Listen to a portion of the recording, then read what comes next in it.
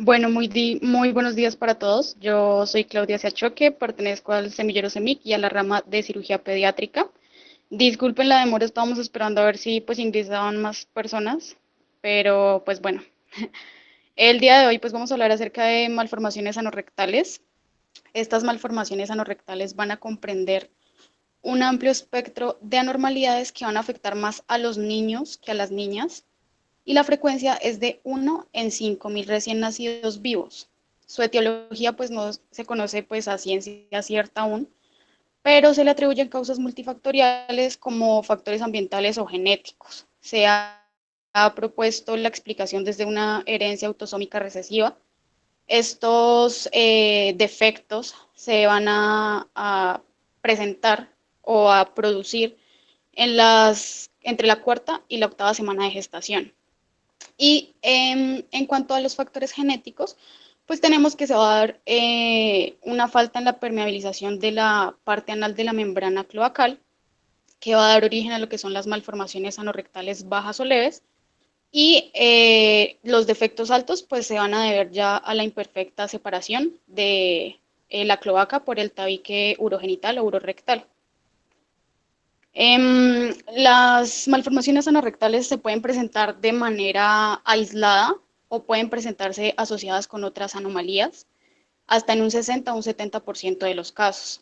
La mayoría de estas anomalías involucradas van a ser aquellas que también van a formar parte de la asociación Bacterl.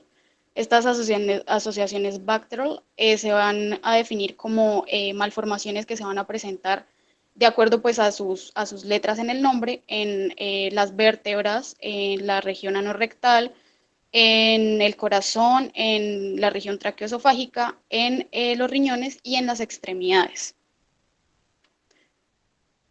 En cuanto a la embriología, entonces, pues tenemos que el tubo digestivo se va a empezar a desarrollar a partir de la cuarta semana de gestación, con lo que va a ser el plegamiento en dirección cefalocaudal y lateral del embrión, generando así un tubo de origen endodérmico que se va a dividir en un inicio en 5 porciones, que va a ser el intestino faríngeo, el intestino anterior, el intestino medio, el intestino posterior con su región más caudal y dilatada, que va a ser la cloaca. La región que pues nos va a como interesar en esta charla pues va a ser el intestino posterior, porque de este se van a derivar lo que son el recto y el ano en la mayoría de sus proporciones.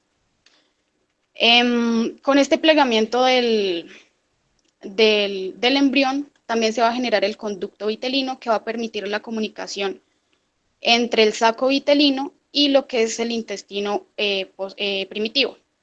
El saco vitelino, pues recordemos que va a permitir la difusión de ciertos nutrientes antes de lo que es la formación de la circulación fetoplacentaria, además de crear las espermatogonias y producir también las primeras células hematopoyéticas.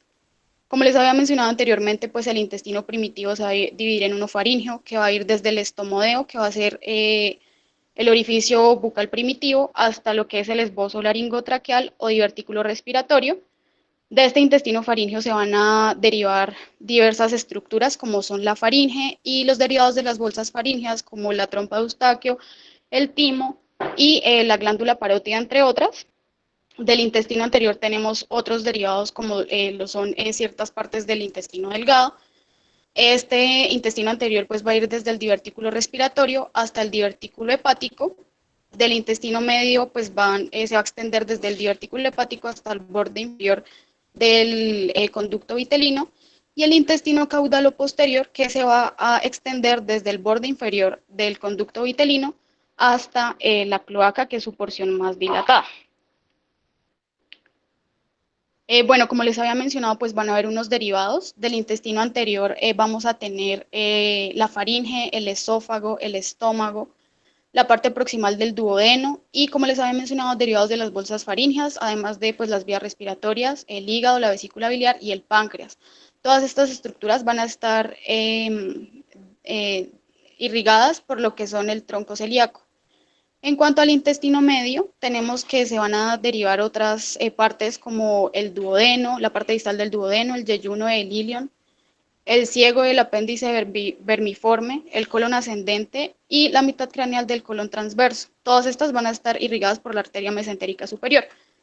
Y el intestino posterior va a derivar, va a generar unos derivados que son la mitad caudal del colon transverso, el colon descendente, el recto y la parte superior del conducto anal, porque la parte inferior tiene otro origen. Cabe resaltar que el intestino primitivo es de origen netamente endodérmico y las estructuras del intestino posterior van a estar irrigadas por lo que es la arteria mesentérica inferior. Como les había mencionado, pues las malformaciones anorrectales pueden tener dos orígenes. Uno que es la presencia de, o sea, o la falta de eliminación de la membrana cloacal alrededor de la séptima semana, que va a originar los defectos leves o bajos. Y por otra parte tenemos los altos que se van a dar por una falla en lo que es la división de la cloaca por parte del tubo o el tabique rectal. La cloaca pues va a ser la porción dilatada del intestino posterior, lo podemos observar aquí en esta imagen. Esta va a ser tabicada a partir de la quinta semana por el tabique urorectal, que es de origen mesodérmico. Este tabique urorectal se va a localizar en lo que es el ángulo entre la alantoides y la cloaca y se va a empezar a dirigir hacia la membrana cloacal para al final dar origen a dos tubos o a dos canales, que serían el canal anorrectal, del cual pues van a derivar lo que es el recto y el ano, y el canal urogenital, del cual pues se van a derivar la vejiga y el epitelio de otras estructuras urinarias.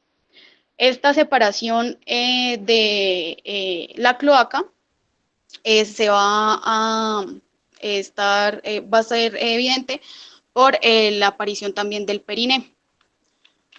En cuanto a la membrana cloacal, pues tenemos que esta va a ocluir el extremo caudal del intestino primitivo. Aquí la podemos ver. Esta va a tener dos componentes, un componente ectodérmico, del cual va a provenir del proctodeo. El proctodeo es el ano primitivo y una región interna que va a ser de origen endodérmico, pues por su relación con el intestino posterior.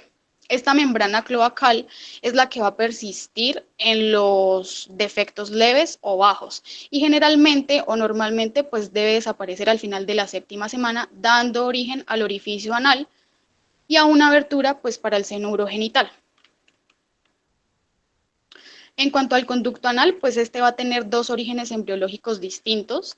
Tenemos que los 2/3 superiores, como lo podemos observar en la imagen, van a derivar del intestino primitivo, por lo que van a tener un origen endodérmico, mientras que el tercio inferior va a tener un origen ectodérmico porque deriva del proctodeo, que es una estructura netamente ectodérmica.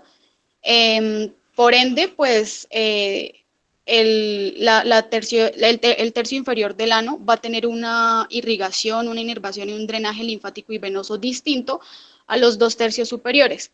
Y además, la línea pectínea va a conformar ese paso en la transición entre el ectodermo y el endodermo y pues la transición entre el epitelio cilíndrico que va a conformar los 2/3 superiores del ano y la transición a un epitelio escamoso estratificado que pues va a conformar lo que es la porción inferior.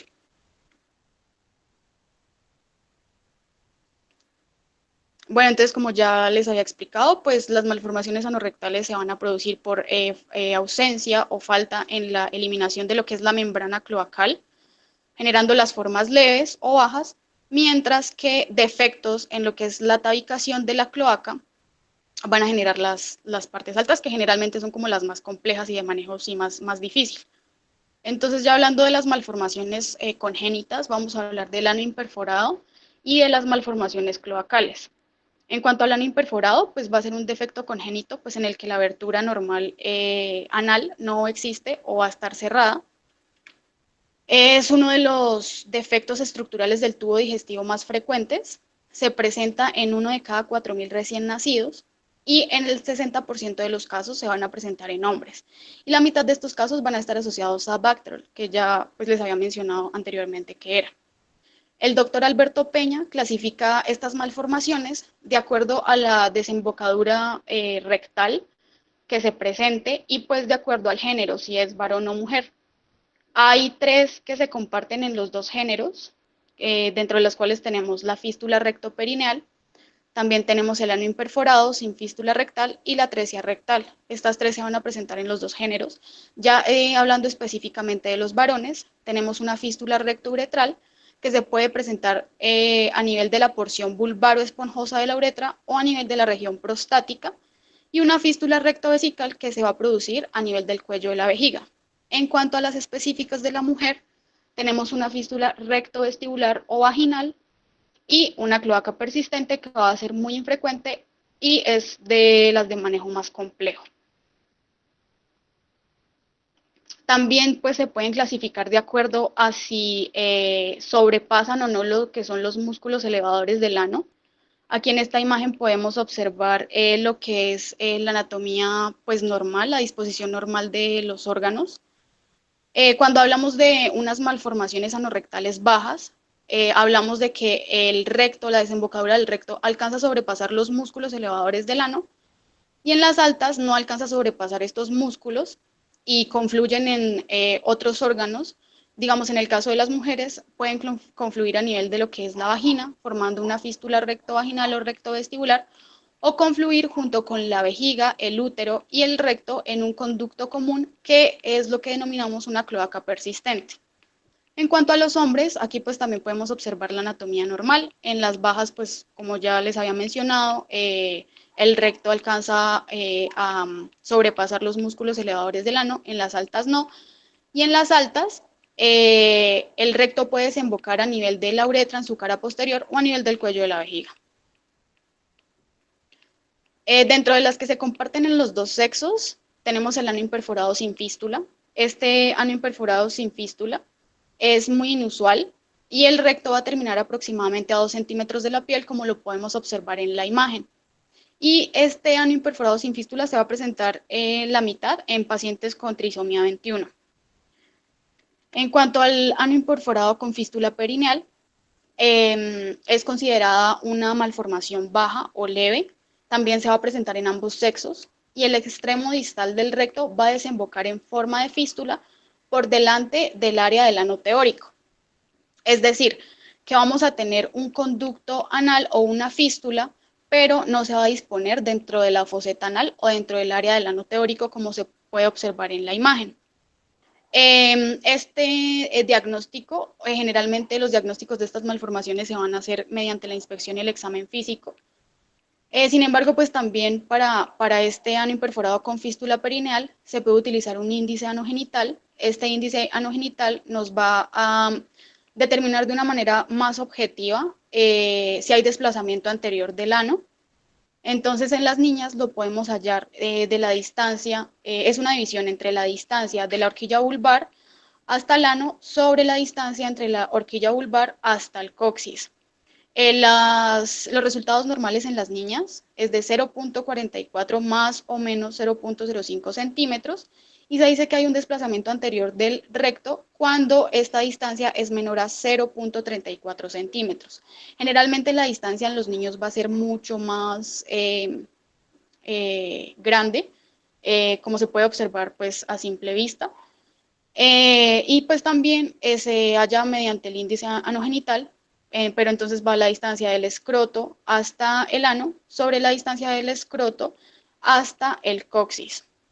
Los valores normales en los niños es de 0.58 más o menos 0.06 centímetros. Y se dice que hay un desplazamiento anterior del recto, del ano, perdón, cuando la distancia es menor a 0.46 centímetros. En cuanto a la atresia y a la estenosis rectal, también se va a presentar en los dos géneros.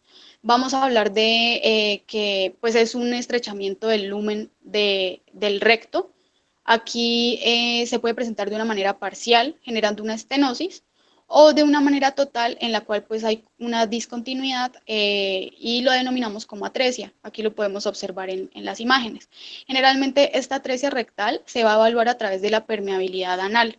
Entonces, digamos que al momento de la adaptación neonatal, al introducir una sonda, esta no puede avanzar más de 3 centímetros.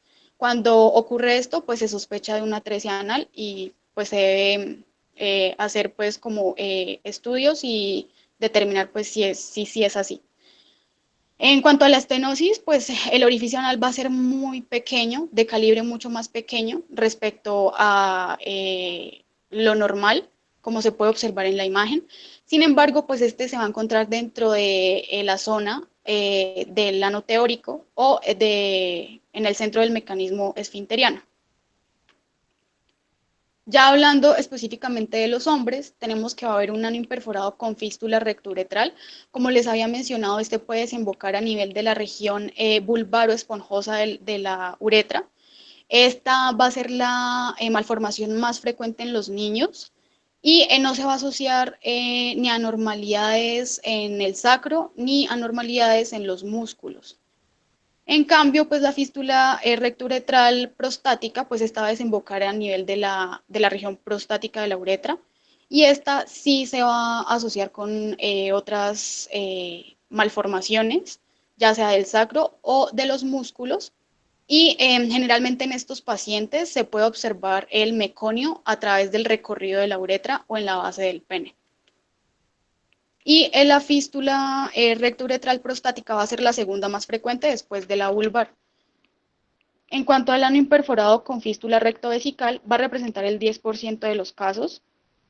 Pues el recto se abre a nivel de lo que es el cuello de la vejiga, por lo que vamos a tener una orina con meconio.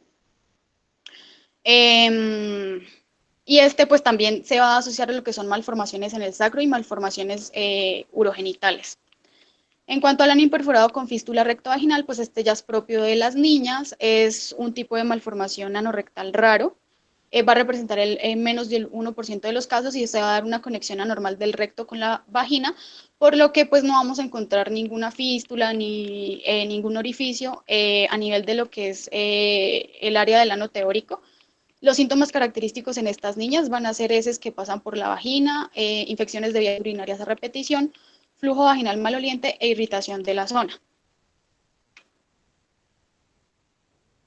En cuanto a la cloaca persistente, esta es la malformación anorrectal más compleja.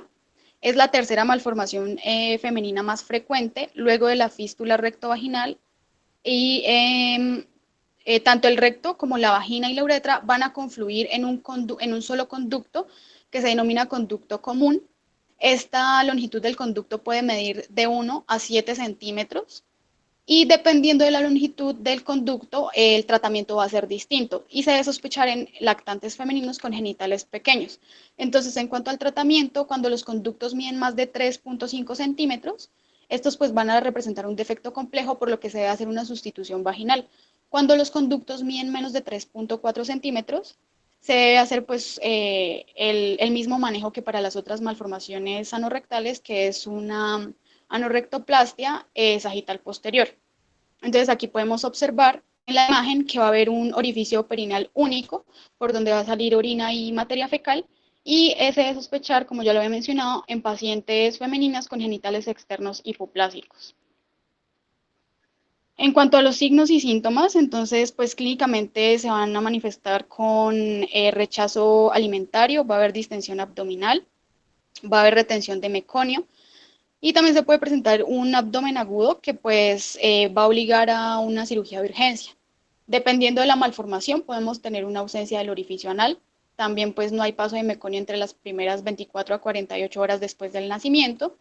El meconio se puede observar en las niñas en lo que son los labios mayores o en la uretra y en los niños por la base del pene o en el recorrido de la uretra. Y pues como ya les había mencionado, el abdomen distendido, estreñimiento, dolor y dificultad al evacuar. En cuanto al diagnóstico, entonces pues se debe realizar enseguida tras el parto a través de pues una minuciosa exploración física de los genitales del recién nacido. Aquí pues también se debe establecer si es una anomalía congénita aislada o si está asociada con otro tipo de malformaciones.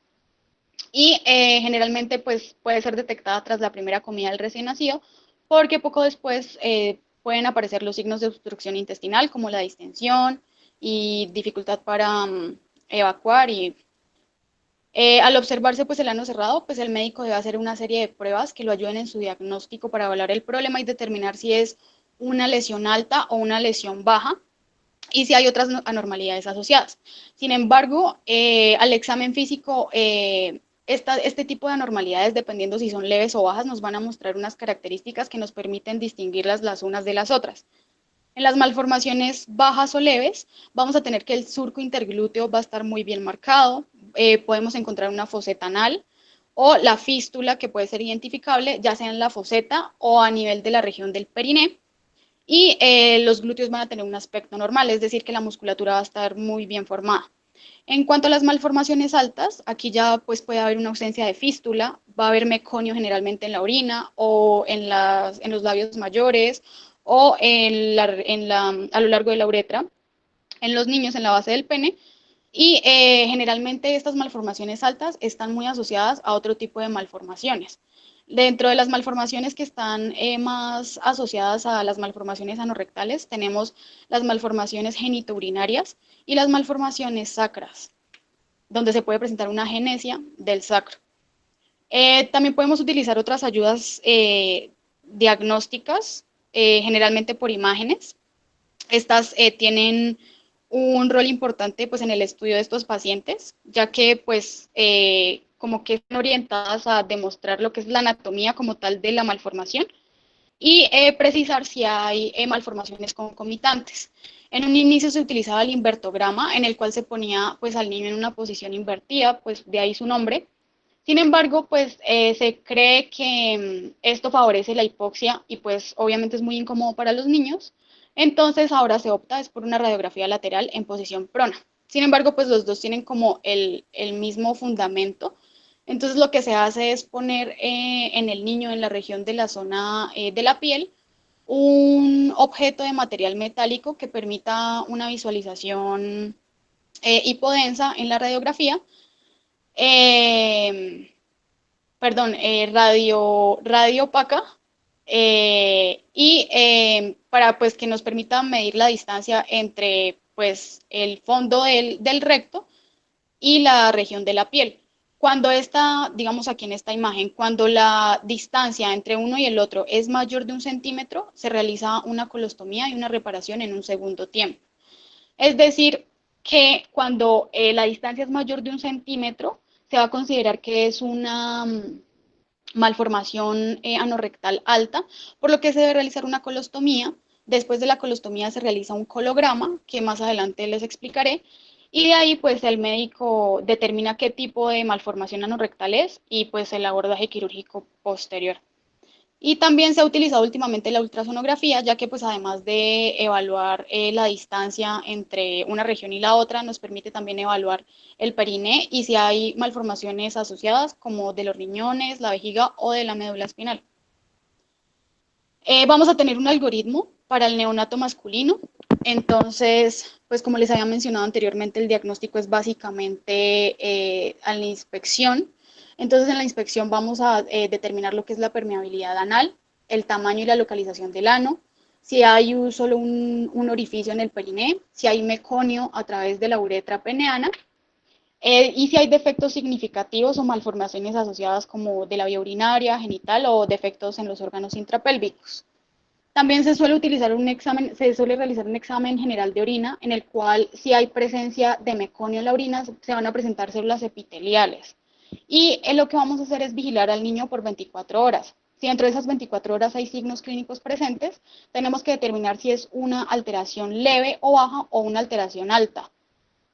Dentro de las leves, como ya les había mencionado anteriormente, tenemos las fístulas perineales, la foseta anal, la fístula pues a lo largo del rafe de la línea media o si hay una estenosis anal.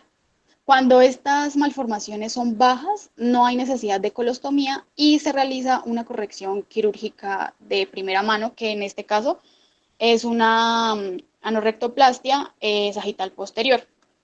Si es alta, es decir, que ya hay un perine plano, es decir, que no hay ni fístula, que no hay tampoco una foseta anal y que hay un pobre desarrollo de los músculos de esta región, o hay meconio en la orina, confirmado a través del examen general de orina, se debe realizar una colostomía. ¿Para qué la colostomía? Pues primero para descomprimir el intestino y segundo para realizar un colograma. El colograma es la administración de un medio de contraste a través del estoma de la colostomía. La colostomía generalmente se va a realizar en lo que es el colon descendente para que el médico pueda así visualizar la anatomía de la malformación y pues la relación con otros órganos, ya sea la vejiga o sea la uretra. Y posteriormente, pues el abordaje quirúrgico, que de igual manera será una anorrectoplastia sagital posterior. Cuando no hay signos clínicos presentes dentro de las 24 horas, se opta por realizar una radiografía lateral en posición prona. Como ya les había explicado, si la distancia entre el intestino y la piel es mayor a 1 centímetro, entonces se realiza colostomía y lo mismo, un colograma y posteriormente una anorrectoplastia sagital posterior. Si es menor a 1 centímetro la distancia, pues no hay necesidad de realizar colostomía porque digamos que el defecto está como muy próximo a la superficie de la piel y lo único que se realiza es pues una anorrectoplastia sagital posterior. En cuanto al neonato femenino, tenemos que de igual manera se debe inspeccionar pues la zona perineal y se vigila por 24 horas. Entonces en la inspección pues de igual manera mirar la permeabilidad, el tamaño y la localización, si hay solo un orificio, si hay meconio en los labios mayores y si hay otros defectos significativos o malformaciones asociadas. Si hay evidencia de fístula, entonces tenemos que de igual manera clasificarlas en altas o bajas. Dentro de las altas tenemos lo que es la cloaca y lo que es la fístula rectovestibular o rectovaginal. Y en las bajas o leves tenemos la perineal. Para las altas, digamos que para la cloaca, pues dado que hay como más compromiso de más órganos, lo primero que se debe realizar es una valoración genitourinaria de urgencia, evaluar pues si es como adecuado realizar una colostomía, una vaginostomía y una derivación urinaria, pues por el compromiso como tal de la vagina. Y posteriormente, generalmente entre los 3 meses y 6 meses de vida postnatal, se realiza el abordaje quirúrgico, que es una anorrectoplastia sagital posterior. Cuando hay una fístula rectovestibular o rectovaginal, lo que vamos a realizar de igual manera que en el niño es una colostomía en el caso de las altas y posteriormente pues el abordaje quirúrgico dentro de las 4 a 8 semanas siguientes. Si es una malformación leve o baja, vamos directamente al abordaje quirúrgico, que va a ser una anorrectoplastia sagital posterior. Y cuando no hay fístula, cuando no hay presencia de fístula, optamos por realizar una radiografía lateral en posición prona y dependiendo de igual manera que en el niño de la distancia entre una y la otra, pues vamos a ver si realizamos o no colostomía y pues igual al final la anorrectoplastia sagital posterior. Cuando hablamos de una estenosis anal o una atresia rectal, como ya les había explicado, se utiliza una sonda para ver cuánta distancia es capaz esta de introducirse en el canal anal. Si no alcanza a avanzar más de 3 centímetros, puede haber una sospecha o se confirma el diagnóstico de una atresia rectal, una membrana anal, para lo cual vamos a utilizar una anoplastia. Esta es la formación de un neoano que permita pues conectar este conducto con el recto que pues ya está formado. En un breve resumen, tenemos que, de acuerdo al tipo de anomalía, si son leves o bajas, el tratamiento quirúrgico va a estar encaminado dependiendo en función de si pues, son leves o si son bajas o altas. Cuando son altas, tenemos que primero realizar una colostomía y después, generalmente en las malformaciones anorrectales, El abordaje quirúrgico se va a presentar entre las 4 a 8 semanas después de la colostomía, pero en lo que es la cloaca persistente va a producirse entre los 3 a 6 meses. Cuando son altas, primero tenemos que realizar la colostomía, que es para descomprimir el abdomen y permitir así pues la realización del colograma. Y cuando son leves, simplemente pues es la corrección quirúrgica. Entonces, básicamente la anorrectoplastia sagital posterior es una incisión que se va a realizar a nivel de lo que es la línea media posterior. Dependiendo del tipo de malformación, la longitud va a ser distinta, generalmente va hasta el coxis, y dependiendo del tipo de fístula, pues el tratamiento, pues el procedimiento va a ser distinto. Digamos, aquí tenemos una fístula vestibular, entonces lo que se hace es abrir esta región posterior y separar o desvincular la comunicación que hay entre el recto y la vagina, creando así un neoano para que pues, pueda estar en su disposición anatómica normal. En cuanto a, cabe resaltar que en cuanto a las fístulas rectouretrales, se utiliza la introducción de una sonda Foley para evitar lesiones uretrales que son muy comunes y pues permitir así la correcta o la adecuada separación del recto con la uretra. En cuanto, bueno, ya tenemos unas malformaciones, ya hablamos de las congénitas, ahora vamos a hablar de las adquiridas. Dentro de las adquiridas vamos a tener lo que son los abscesos anorrectales. Este corresponde a una acumulación de material purulento, ya sea en la región cercana al recto o en la región cercana al ano, que puede generalmente crear una fístula para drenar en un 60% de los casos. Vamos a tener que la mayoría, de un 90 a un 97%, son primarios o inespecíficos, tienen un origen criptoglandular y estas glándulas de las criptas pueden obstruirse por traumatismos, por un cuerpo extraño o por materia fecal. Entonces se postulan 3 etapas para la formación de estos abscesos primarios. Entonces la primera es en la que el material infectante penetra en las criptas y estas a manera de embudo permiten que este material extraño llegue hasta las glándulas. En la segunda etapa, la infección ya se va a propagar hacia los espacios perianales y perirrectales y en la tercera, pues ya se va a formar lo que es el absceso como tal, que va a permitir, pues, en muchas ocasiones un drenaje para la comunicación entre la cripta y la región anal adyacente. En los secundarios, pues estos ya van a estar más relacionados con otras enfermedades, como la enfermedad de Crohn, la tuberculosis, linfomas, cuerpo extraño, neoplasias. De acuerdo pues con el espacio que afectan, se clasifican en perianales, que van a ser los más comunes, los más frecuentes, seguidos de los isquiorrectales. También tenemos unos interesfintéricos y unos supraelevadores. Cuando se presentan los abscesos supraelevadores, se debe considerar pues una infección de origen intraabdominal. En cuanto a los signos y síntomas, tenemos que vamos a tener que el dolor es el síntoma principal, va a ser muy intenso e incapacitante, de tipo punzante, que se va a intensificar sobre todo cuando el paciente se sienta, cuando tose, estornuda, cuando deambula.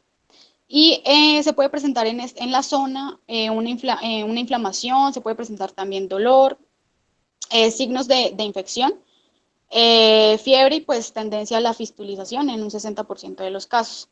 Para el diagnóstico, entonces, tenemos que el interrogatorio y la exploración proctológica son fundamentales. Para la exploración, pues el paciente tiene que estar en una posición que permita una inspección, una palpación adecuadas. Generalmente se recomienda lo que es la posición de Sims, que va a ser una posición en decúbito lateral izquierdo, con el brazo y la pierna de este mismo lado extendidos y la extremidad inferior derecha en flexión hacia la cadera y la rodilla, a nivel de la cadera y la rodilla, para permitir así una inspección de la región perianal, de la región perineal, de los glúteos y la región sacrococcígea. Durante pues, el tacto rectal se deben buscar puntos de abombamiento y dolor en el conducto anal y en el recto. Y generalmente también se pueden utilizar unas ayudas diagnósticas que van a, como la tomografía computarizada, para pues, evaluar lo que es la extensión y la profundidad de estos abscesos. El tratamiento, pues, vamos a tener un tratamiento conservador que pues, se va a manejar con analgésicos, con baños de asiento y con antibióticos. Sin embargo, pues los 2/3 de estos casos necesitan pues efectuar un drenaje por el dolor intenso y la presencia de material purulento. Y la terapia antibiótica solo va a estar indicada en los casos en los que la infección de tejidos blandos es extensa y abarca el periné u otras regiones más distales al sitio de pues, inicio de la infección. Para el drenaje, entonces, pues debemos tener muy claro pues, la zona del absceso. Se va a realizar una incisión elíptica o en cruz. Se deben eliminar los excesos de piel que queden para evitar la coaptación y así pues un menor riesgo de recurrencia. Otras de las malformaciones adquiridas es la fisura anal. Esta va a ser una úlcera lineal de características benignas y va a estar situada en alguna de las comisuras del conducto anal. Se va a extender de entre 1 a 2 milímetros de la línea no rectal hacia el ano y va a predominar en el género femenino con una relación de 4 en 1. Se cree que generalmente la etiología de estas fisuras va a ser de orden anatómico por la distribución elíptica del esfínter anal externo, que va a brindar un menor apoyo en el eje anteroposterior al momento de la defecación, por lo que es muy común que estas fisuras en las mujeres se ubiquen en lo que es la comisura posterior del esfínter anal externo y en los hombres en la comisura anterior. El síntoma predominante va a ser un dolor lacerante durante y tras la defecación. Vamos a presentar también una ligera rectorragia. Generalmente esta va a ser de escasa cantidad, va a ser rutilante, de color rojo brillante y se va a presentar en forma de estría en la materia fecal o manchando pues el papel higiénico. Este dolor va a causar un espasmo reflejo pues del esfínter interno. En cuanto al diagnóstico, pues las heces sanguinolentas al momento de la defecación. Como les había explicado, pues se va a ubicar sobre todo en la línea media, ya que pues es el punto estructural más débil del esfínter anal externo. Y como va a tener sí, va a tener un predominio en el sexo femenino, el 90% de estas se van a encontrar en la comisura posterior de este esfínter. Entonces, también pues hay que tener en cuenta los antecedentes de estrías sanguinolentas en las heces. El niño va a llorar durante la defecación y se va a confirmar a través de pues, el tacto de una hendidura en la piel del ano. Vamos a tener dos tipos de fisuras, una aguda y una crónica. En la fisura aguda tenemos que esta va a ser superficial y los bordes van a estar finos y limpios. Esta fisura aguda va a aparecer en menos de 6 semanas y sin antecedentes de haberla padecido al menos en los últimos 2 años. En cuanto a la fisura crónica, esta va a ser más profunda. Esta puede dar origen a una hemorroide de centinela, pues por la proliferación como tal de los diversos tejidos para permitir la cicatrización.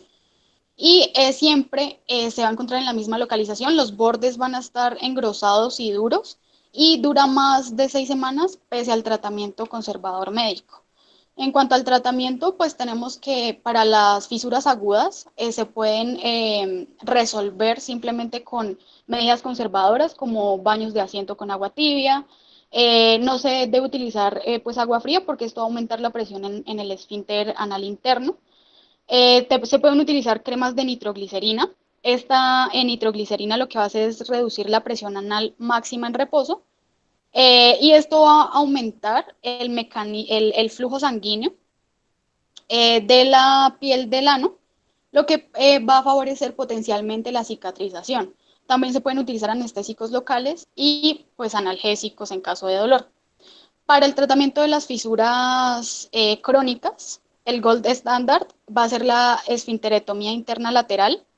Esta va a ser muy efectiva para disminuir lo que es la presión o la hipertonicidad del esfínter anal interno que se va a producir como reflejo y va a favorecer así la cicatrización de la fisura anal. Y va a consistir en lo que es la incisión de la piel anal y perianal en una extensión de 1.5 a 2 centímetros de longitud, dejando en expuesto pues el esfínter anal interno, disminuyendo así su presión. En cuanto a las hemorroides, tenemos que pues estas van a ser una estructura fisiológica que va a estar dispuesta de almohadillas, en forma de almohadillas, y van a estar constituidas por plejos vasculares arteriovenosos a lo largo del canal anal. Estas hemorroides van a presentar síntomas cuando se desarrollan alteraciones estructurales, ya sea dilatación e ingurgitación, a nivel de los plejos vasculares o alteraciones a nivel de los tejidos de sostén adyacentes.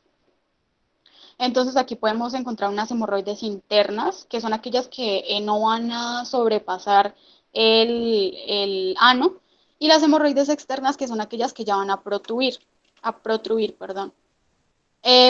Vamos a tener 4 grados según el estado evolutivo de las hemorroides internas.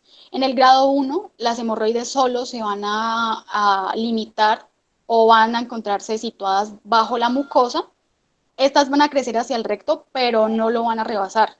En el grado 2, estas ya van a sobresalir al momento de la defecación, pero se reintroducen nuevamente.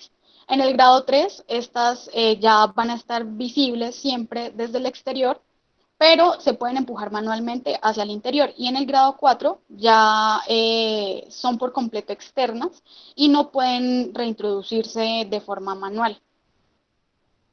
En cuanto a los síntomas, tenemos que se puede presentar picor o prurito anal por inflamación. Generalmente va a haber dolor en las hemorroides externas y la sangre va a ser rutilante y se va a presentar sobre todo durante la defecación.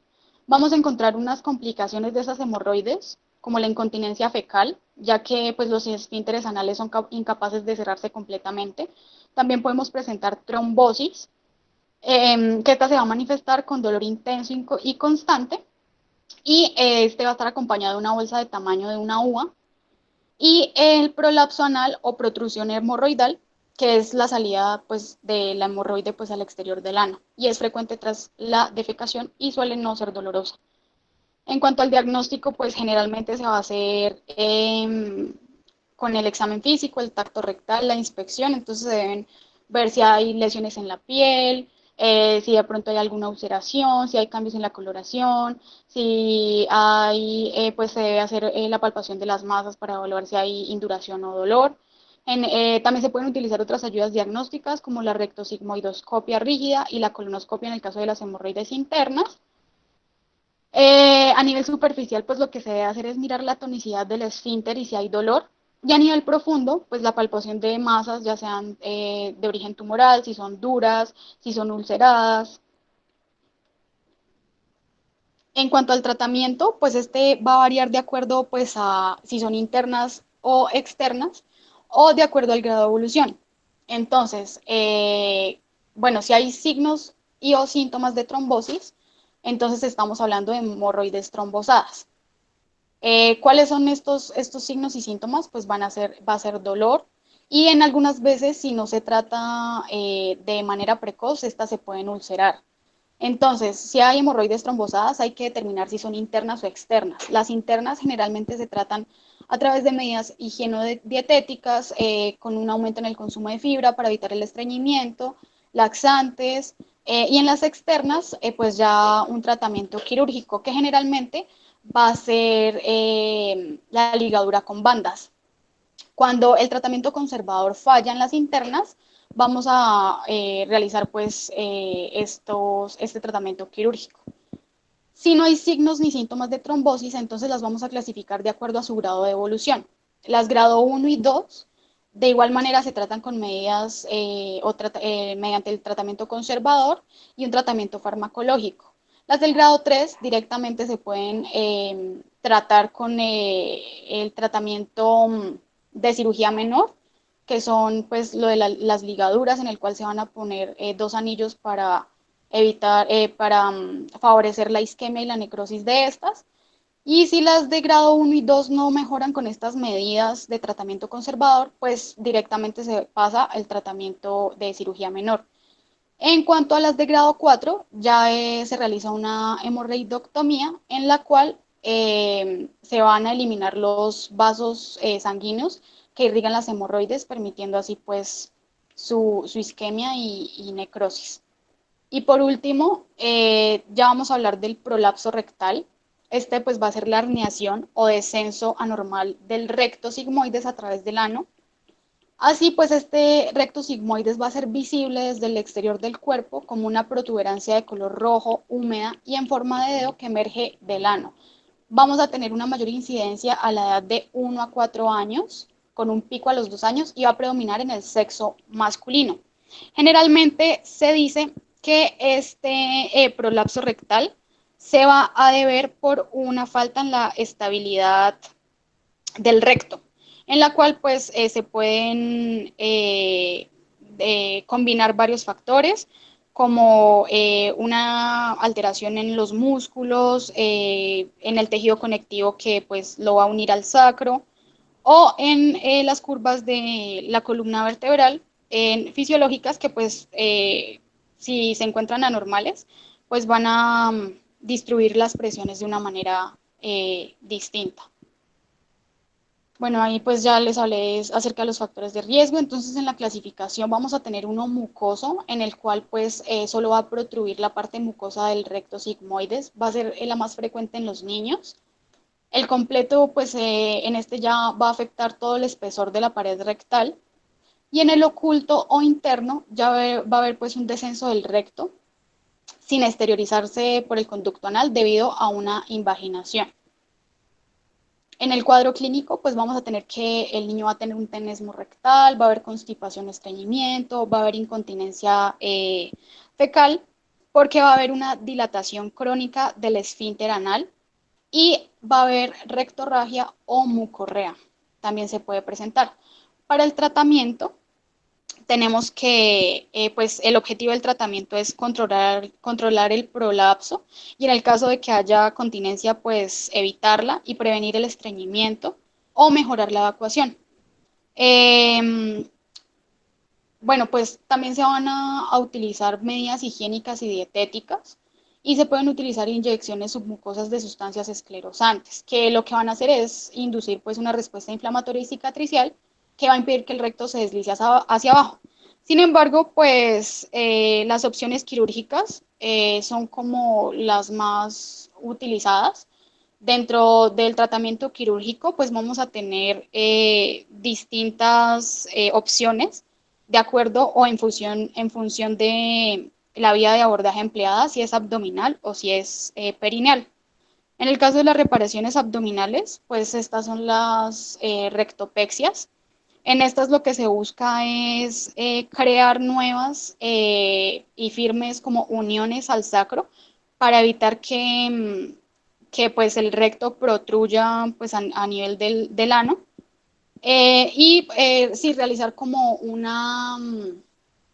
anclaje mucho más fuerte a lo que es el sacro para evitar que el recto se deslice pues hacia la región inferior. Y en los procedimientos perineales, pues tenemos una rectosigmoidectomía perineal, que pues va a tener una menor morbilidad. Y esta pues va a ser como más utilizada en lo que son el prolapso rectal oculto o interno. Muchas gracias por su atención. No sé si tengan alguna pregunta.